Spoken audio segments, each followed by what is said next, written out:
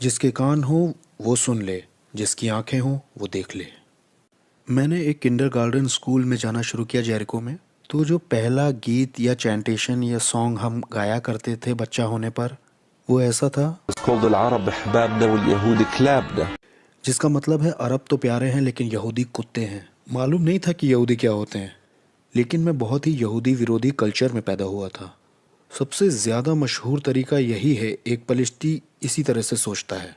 तो आप तसव्वुर कर सकते हैं स्कूल जाते हुए, अपने घर से बाहर जाते हुए ग्रेफिटी दीवारों पर जो बनी रहती है उन्हें देखकर।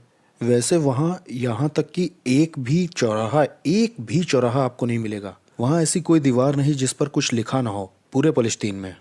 हम किस तरह की ग्रेफिटी की बात कर रहे हैं बताएं? इस तरह के स्टेटमेंट कि हम जन्नत में दस्तक देंगे यहूदियों की खोपड़ियों के साथ, कि जन्नत के अंदर जाने के लिए आपको लड़ना ही है जिहाद के तरीके से। स्कूल जाने पर मेरे जो टीचर्स थे, जो अल अज़हर यूनिवर्सिटी से ग्रेजुएट थे, वो हमें इस्लाम की एस्कटोलॉजी सिखाते थे, इस बात की पढ़ाई की आखिरत में क्या होगा, कि यहूदी सारे ही ख़त्म हो जाएंगे। उस पॉइंट तक जहाँ पत्थर और पेड़ भी चिल्ला के कहेंगे कि एक यहूदी मेरे पीछे छुपा है, आओ ए मुसलमान, आओ ए अल्लाह के गुलाम, मार दो इसे। ये मोहम्मद नबी का एक जुमला है। अरबी में भी मैंने इसे याद किया था। لا تقوم الساعة حتى تغلب طائفة من المسلمين طائفة من اليهود. قيل أين يا رسول الله؟ قال في بيت المقدس وأكناف بيت المقدس. यरूशलेम और आसपास के देशों के पेड़ भी चिल्ला के कहेंगे और यहूदियों का खात्मा हो जाएगा। मैंने कभी मुसलमान होने पर पूछा ही नहीं कि इस दुश्मनी की वजह क्या है। मैंने यकीन किया जो मुझसे बताया गया। इस बयानबाजी का और प्रोपेगेंडा का मैंने यकीन किया कि यहूदियों ने फ़लस्तीनियों की ज़मीन चुराई, यहूदी फ़लस्तीनियों को सताते हैं, यहूदी नबियों की हत्याएं करती हैं, यहूदी खेती बिगाड़ रहे हैं और वो ऐसे ड्रग्स की खेती कर रहे हैं कि उनके बच्चे पैदा ना हो। ज्यूज़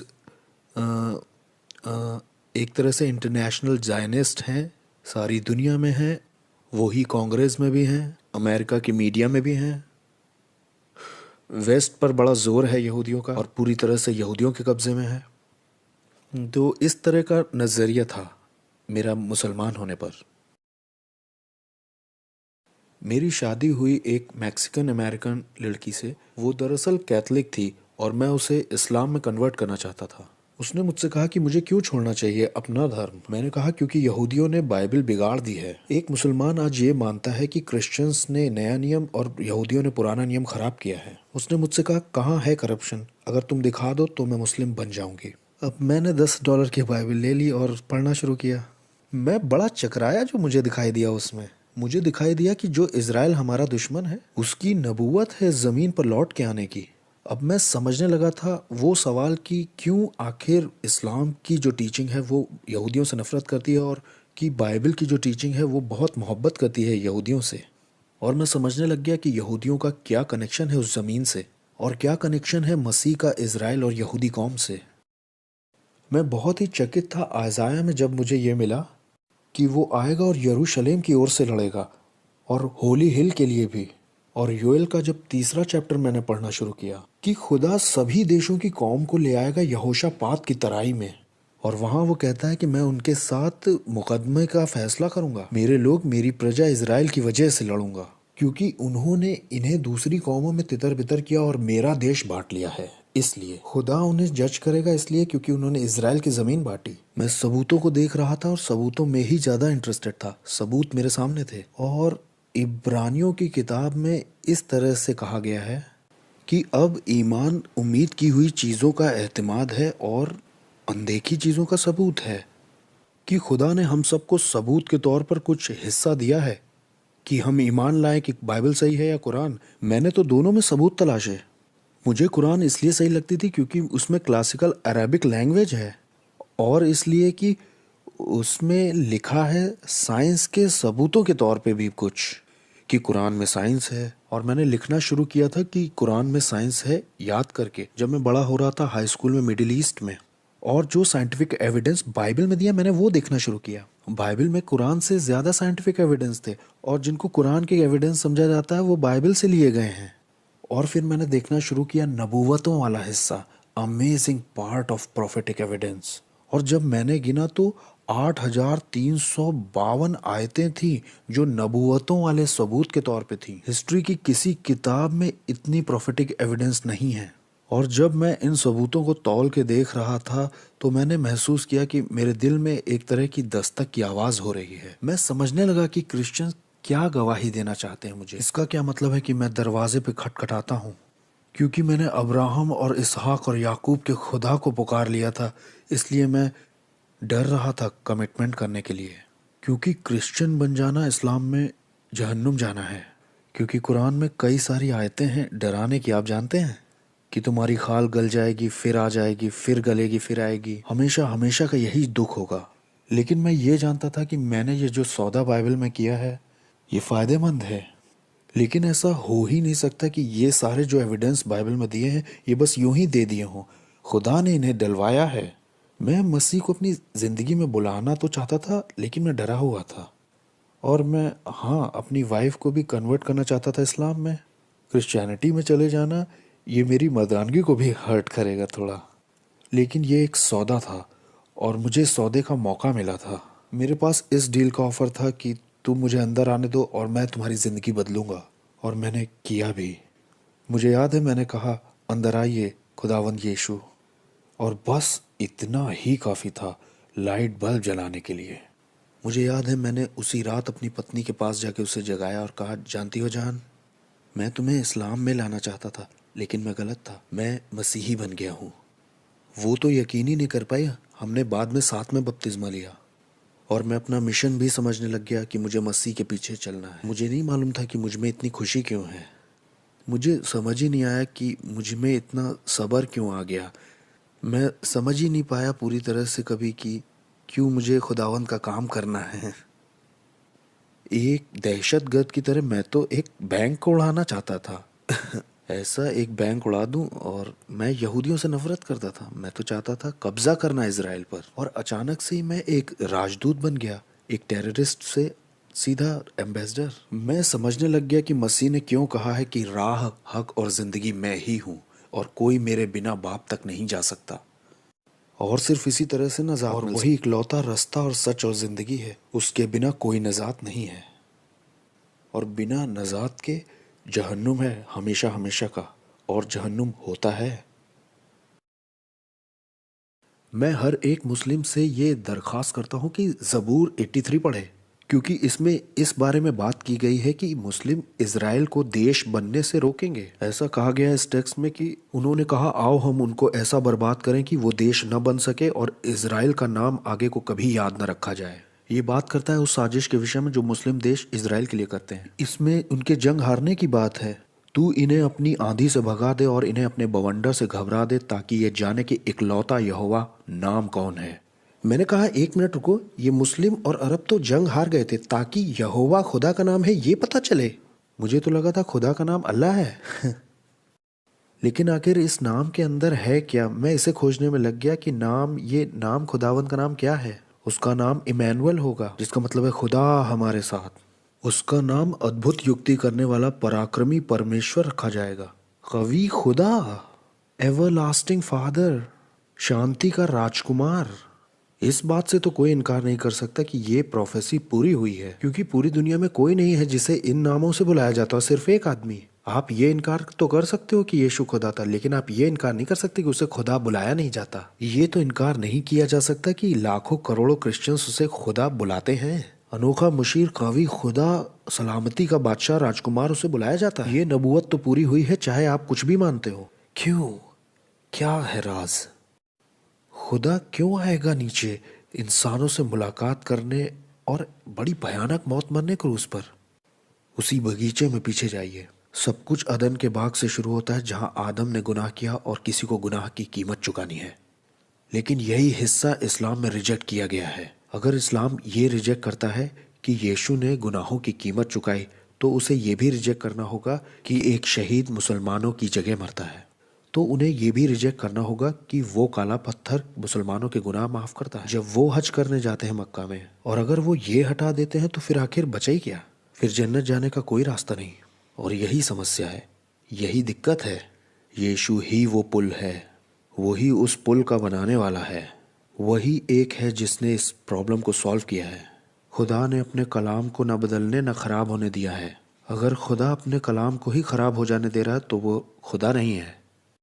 खुदा ने बचा के रखा अपना कलाम। 10 हुक्म हैं आज भी। यीशु वही है जो पुराने नियम ने क्लेम किया है वैसे ही, लेकिन कुरान में इस्लाम का कोई क्लेम नहीं है। वहाँ बस यही दावे हैं कि तुम्हें सज़ा मिलेगी जो मुसलमान दुनिया के लोगों को मिलेगी आखिरत में। लेकिन ऐसा ही दिया है यहेजकेल 28, 29, 30, 31 में, यशाया में 10, 11, 12, 13, 14, 15, 16, 17, 18, 19, 20। ये पढ़ के देखिए आप। लेबानोन तबाह हो जाएगा उस ताकतवर से, ये तो बिल्कुल साफ है। ये यशाया की किताब में है। यशाया 19, खुदा खुद आएगा एक तेज बादल पर बैठकर मिस्र से लड़ने के लिए। यशाया 19 मुस्लिम देश है। यहोवा नीचे आएगा ऐसा लिखा है, वो पर्सनली नीचे आएगा। हबाकुक चैप्टर 3 वो मिद्यान देश से जंग करेगा, ये भी अरब देश है। यशाया 63 वो इदोम से बाहर आएगा, ये भी अरब मुस्लिम कंट्री है। उसके कपड़े खून के छींटों से लाल हो गए हैं। जब यीशु जंग करने आएंगे तो वो मुसलमानों से ही लड़ने आ रहे हैं। यीशु मुस्लिम नहीं है, यीशु यहूदी है। मसीह का जो मैसेज है वो हजारों साल पहले प्रेडिक्ट किया गया था, और अचानक मोहम्मद जो इस्लाम के नबी हैं उन्होंने एक और मैसेज दिया जो कि बिल्कुल उल्टा है उस मैसेज से। और बाइबल में हमको पहले ही वार्न किया है कि झूठे नबी खड़े होंगे तुम्हारे बीच में, लेकिन खुदा उनमें से भी कुछ लोगों को बचाएगा। और खुदा बचा लेगा कुछ लोगों को और कहेगा बाहर निकलो उनमें से, और उन बचे हुओं को वो लेगा, वो बचे हुए जो इस्लाम से निकल के आएंगे, और उनको वो ये वादा करता है कि उसके साथ हम हमेशा रहेंगे और हम उसके साथ हुकूमत करेंगे यरूशलेम से, मक्का से नहीं। यरूशलेम है पाक जगह, मक्का कभी भी पाक जगह नहीं रही बाइबल में। अब्राहम ने कभी काबा बनाया ही नहीं। अब्राहम तो इज़राइल में रहा था। अगर आप जानना चाहते हैं कि डेविड दाऊद ने क्या कहा है तो उसकी किताब पढ़िए, ज़बूर। अगर आप जानना चाहते हैं ज़करिया ने क्या कहा तो उसकी किताब पढ़िए, ज़करिया की किताब। और उसमें 12 और 14 चैप्टर में ज़करिया की किताब में मुसलमानों को चेतावनी दी गई है, मैं यरूशलेम को आसपास के सब देशों के लिए लड़खड़ाने वाला कटोरा बना दूंगा। घर लूटे जाएंगे और औरतें बेहुरमत की जाएंगी। दूसरे शब्दों में, हाँ, मुसलमान थोड़ा सा कब्जा तो कर लेंगे यरूशलेम पर, और तब बाइबल कहती है कि उनमें से जो सबसे कमज़ोर होगा वो बादशाह दाऊद की तरह लड़ेगा। वो इन दुश्मन देशों से लड़ेंगे और खुदा जीत जाएगा, और यीशु जैतून पहाड़ पर खड़े होंगे। जी हाँ, माउंट ऑफ ऑलिव्स। ये यहाँ पर बिल्कुल साफ किया गया है कि यीशु जैतून पहाड़ पर पैर रखेंगे। खुदा लड़ेगा और उसके पैर जैतून पहाड़ पर पड़ेंगे तो एक भूकंप होगा। वो लड़ने के लिए आएगा उन फौजों से जो यरूशलेम से लड़ेंगी। दूसरे शब्दों में, कुरान के पीछे का जो सोर्स है और मोहम्मद के पैगाम के पीछे जो सोर्स है वो बिल्कुल शैतानी है, ये खुदा की तरफ से नहीं है। शैतान हमेशा से अपने आप को खुदा के जैसा दिखाना चाहता है। आपको सबूतों को जांचना ही चाहिए। आपको खुद से ये पूछना चाहिए कि लोगों को मारना क्या खुदा की ओर से होता है या ये शैतान की तरफ से होता है। शैतान है जो इंसानियत से नफरत करता है, खुदा इंसान से मोहब्बत करता है। खुदा तो हमारी ज़िंदगी को बचाना चाहता है, और यीशु ने कहा है जो अपनी ज़िंदगी को खोना चाहेगा वो तो बचा लेगा, लेकिन जो कोई अपनी ज़िंदगी को बचाना चाहे वो खो देगा। मसीह होने पर अपनी ज़िंदगी खोने का मतलब ये नहीं कि बम फोड़ के मारें। अपनी ज़िंदगी खोने का मतलब है, जैसा यीशु ने कहा, कि मैं तुम्हें भेड़ों की तरह भेड़ियों के बीच में भेजता हूँ। दूसरे शब्दों में, हम सिर्फ भेड़ हैं कसाईयों के लिए। हम वो लोग होंगे जो सताए हुए लोग होंगे। आप सच जानना चाहते हैं तो जाइए परसिक्यूशन जहाँ हुआ हो वहाँ, आपको पता चलेगा कि सताए तो ईसाई गए हैं। किनसे? मुसलमानों से। अगर इस्लाम सच है तो इस्लाम हमें सताता क्यों है? और अगर सताने वाले हम हैं तो हम झूठे हैं, लेकिन हम रात दिन मारे जाते हैं, और यही तो बाइबल ने पहले से बताया है। हर रोज़ चिल्लाते हैं, और वो शहीद जो रात दिन जन्नत में चिल्लाते हैं, ऐ मालिक कब तक इंसाफ ना होगा। ये जो शहीद हैं इनके सर यीशु के नाम की वजह से काटे गए। कोई और लोग हैं ही नहीं जो सर काट कर मारते हों, सिर्फ मुसलमान लोग। अब जाग भी जाओ मेरे मुसलमान दोस्त, खुदा सिर्फ 1/6 लोगों को ही बचाएगा जो यरूशलेम पर चढ़ाई करेंगे उस फौज में से। उन लोगों का हिस्सा बन जाओ जिन्हें खुदा बचाएगा और पहले जैसा कर देगा। कोशिश करो, तुम खुशी से भर जाओगे और सब्र से और फिरदौस की ज़िंदगी से। अगर आप मार भी दिए जाते हो तो सच्चे शहीदों में आप शामिल होगे, मसीह के साथ हमेशा के लिए। मैं अपने परिवार के लिए भी दुआ करता हूँ। ज़्यादातर लोग ये सोचते हैं कि अगर आप मुस्लिम बैकग्राउंड से ईसाई बनते हो तो आपको अपने परिवार से नफ़रत करनी है। सच तो बिल्कुल इसका उल्टा है कि परिवार हम ही से नफ़रत करने लगता है। इसीलिए हर मुसलमान को ये सवाल पूछना चाहिए कि हम अपने परिवार से नफ़रत क्यों करेंगे, बल्कि हम तो परिवार से मोहब्बत करते हैं। क्योंकि बाइबल ये कहती है कि अपने दुश्मनों से मोहब्बत करो और जिन्होंने तुम्हारे साथ बुरा किया उनके साथ अच्छा करो। तो हम मसीही अपने परिवारों से मोहब्बत रखते हैं और हम लोग लगातार ये दुआ करते हैं कि वो लोग भी पढ़ें बाइबल को। कुरान सच नहीं है, बाइबल है। आपको सच मिल ही नहीं सकता जब तक आप बाइबल में नहीं जाते और पढ़ते कि बाइबल क्या कहती है। और मैं हमेशा अपने परिवार के लिए दुआ करता हूँ कि वो बाइबल पढ़ें। मैं दुआ करता हूँ अपने ख़ानदान के लिए कि वो भी दुआ करें अब्राहम, इसहाक, याकूब के खुदा के नाम में। खुदा सिर्फ इकलौता खुदा जो कि सच्चा खुदा है, कि उसके नाम में दुआ हो सच जानने के लिए। और यीशु ने ऐसा कहा और यही दुआ मैं उनके लिए भी करता हूँ कि वो ढूंढे अपने सारे दिल से, अपनी सारी जान, अपनी सारी ताकत और अपनी सारी अक्ल से खुदा को। अगर आप सचमुच ढूंढते हो अपनी दिलो जान लगाकर उसे, तो मेरा यकीन कीजिए आप उसको पा लोगे। सच तो यह है कि वो आपको पालेगा। बाइबल एक नक्शा है। खुदा के पास एक ही नक्शा है, लेकिन शैतान के पास और नक्शे भी हैं। शैतान का जो नक्शा है वो ले जाता है चौड़े दरवाजे तक, जिसमें उसने कल्ट्स बनाए हैं, मजहब बनाए हैं, बहुत सारे इज़म्स बनाए हैं। और खुदा ने एक पतला दरवाज़ा बनाया है जिसमें उसने बताया है कि डिटेल में फ्यूचर में क्या होगा। मेरा मतलब है ये बहुत अमेजिंग है। एक मुकदमे को इस्टेब्लिश करने के लिए कितने सबूत चाहिए। मैं मानता हूँ कि जो नबूवतों वाले सबूत हैं वही पूरी तरह से काफ़ी हैं। मैं अपनी पूरी ज़िंदगी खर्च कर सकता हूँ इस बारे में बात करते हुए जो बाइबल में प्रोफेटिक एविडेंस दिए हैं। जब मैंने कुरान में देखा तो मुझे उसमें ज़्यादा कुछ नहीं मिला, बस इतना ही कि रोम और फारस में जंग होगी और रोम हार जाएगा और आखिरी में वो लोग जीत जाएंगे। ये कोई बड़ी नबूवत नहीं है। غُلِبَتِ الرُّومُ فِي أَدْنَى الْأَرْضِ ये कुरान की नबूवत में से है। ये ऐसा है कि फुटबॉल की टीम एक मैच खेल रही है और एक को तो जीतना ही है। और भी नबूवतें हैं कुरान में और कुछ हदीस में भी दी हैं नबूवतें, लेकिन वो नबूवतें बाइबल से बिल्कुल उल्टी हैं। ये नबूवतें बाइबल से ली गई हैं और इन्हें बहुत पेचीदा बना दिया गया है ताकि मुसलमानों का ही नुकसान हो जाए। एक मुसलमान को मोहब्बत करना उसे सच बताना है। मुसलमान से मोहब्बत करना उसको उसका अंजाम बताना है। अगर मैं जहन्नुम जाने वाला हूँ और आपके पास सच भी था और आपने ये सच मुझे बताया नहीं और अंजाम मेरा ये हुआ कि मैं जहन्नुम चला गया हमेशा के लिए, तो मैं आपको ही लानत करूँगा जहन्नुम से सच ना बताने के लिए मुझे। एक मुसलमान को सच बताना हमारा ईसाई होने की सबसे बड़ी जिम्मेदारी है। हम मुसलमानों से नफ़रत नहीं करते। उन्हें मोहब्बत जताने का मतलब है कि उन्हें हमेशा की सज़ा से बचा लेना। और इसीलिए कुछ मुसलमान सोचते हैं कि ये नफ़रत का मैसेज है, ये नहीं है मोहब्बत का मैसेज। हमें मुसलमानों से कोई नफ़रत नहीं है। अगर मैं गड्ढे में गिरने वाला हूँ, मैं चाहूँगा कि आप मुझे रोकें, क्योंकि अगर मैं गड्ढे में पड़ के मर जाता हूँ तो तुम्हारा दोस्त होने का क्या मतलब बना। मैं आपका दोस्त हूँ क्योंकि मैं आपसे मोहब्बत करता हूँ। मैं चाहता हूँ कि आप पाओ हमेशा की नजात मसीह के साथ। मुसलमान ये सवाल कर सकते हैं कि क्या तुम सही हो और 1.3 बिलियन मुस्लिम्स गलत हैं दुनिया में। ये सवाल मुसलमान मुझसे भी पूछते हैं। एक मिनट रुको, तुम हमसे कह रहे हो कि तुम सही हो और 1.3 बिलियन लोग दुनिया में गलत हैं।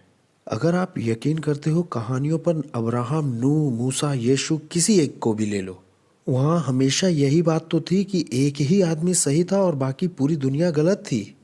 नूह सही था, बाकी सारी दुनिया डूब गई। मूसा सही था, अब्राहम सही था, यीशु भी सही था, बाइबल के हाकिम सही थे, जकरिया सही था। एक आदमी सही था और बाकी सारी मेजॉरिटी गलत निकली। सच जो होता है वो सियासी इलेक्शन में नहीं मिलेगा। डेमोक्रेसी और सच ये दोनों अलग अलग चीज़ें हैं। सच सच ही होता है, एक आदमी सही हो सकता है और बाकी सारे लोग गलत हो सकते हैं। जो इस्लाम से कन्वर्ट हुए वो सही हैं और जो मेजॉरिटी ऑफ मुस्लिम हैं वो चौड़े दरवाजे में जा रहे हैं। उन्हें मुड़ना पड़ेगा पतले दरवाजे की तरफ। मुझे मालूम है आप में से बहुत सारे यकीन नहीं करेंगे क्योंकि आप शायद चौड़े दरवाजे के लिए हैं, लेकिन अगर आप पतले दरवाजे को चुनते हैं तो ये है नजात।